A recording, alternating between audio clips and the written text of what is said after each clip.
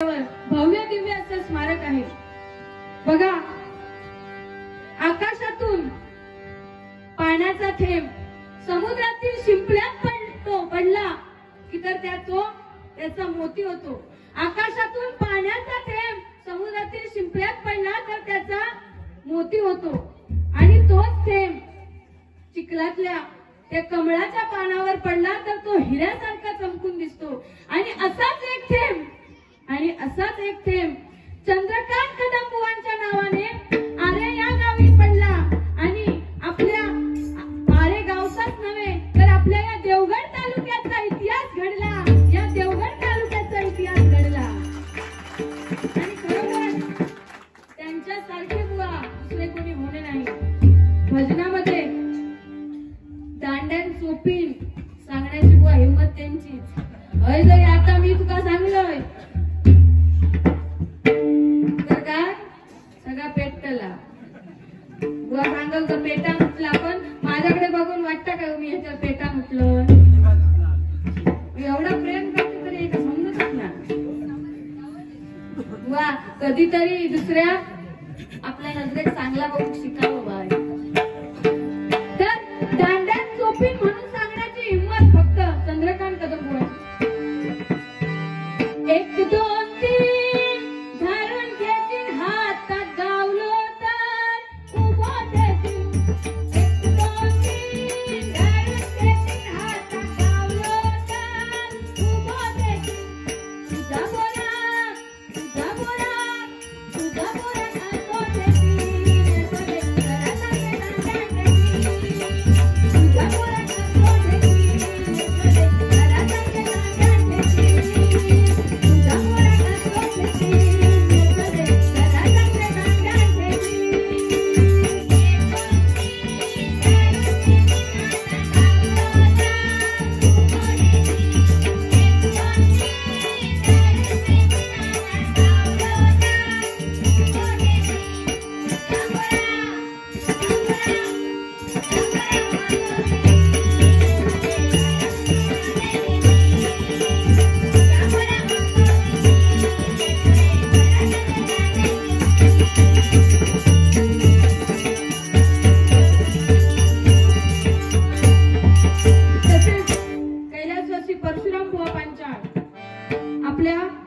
तू सुख करता तू दुःख करता हा गजल बुवा त्यांनी अजरामर केला।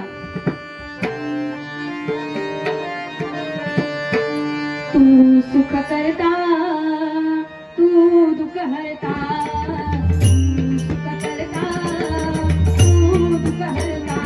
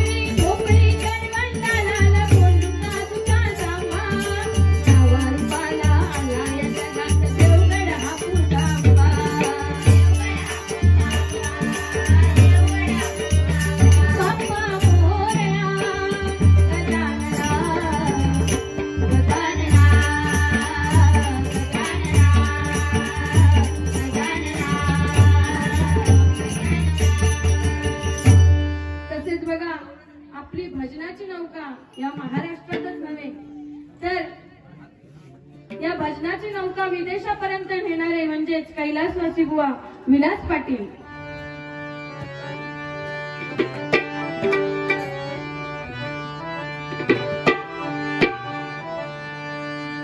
विठ्ठल विठ्ठल विठ्ठल विठ्ठल विठ्ठल विठ्ठल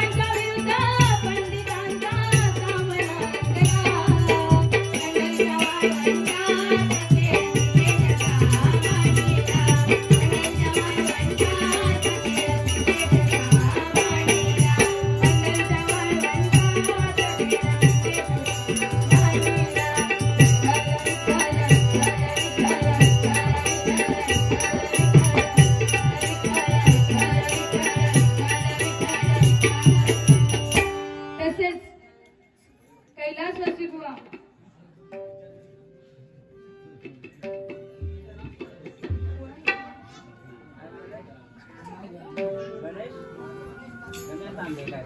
सन्माननीय गणेश तांबे यांचं असं म्हणणं आहे की तुमच्या मुलीला गाणं म्हणायला सांगा.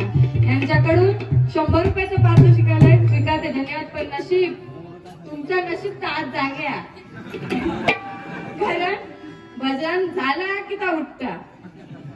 आज तर झोपवली लागल, कारण काल डबल मारीत गेला तर काल तुम्ही बघला असाल झोपणच होता. तर कैलासवासी काशीराम परंतु आपल्या मालवण कट्ट्याची शान बघा.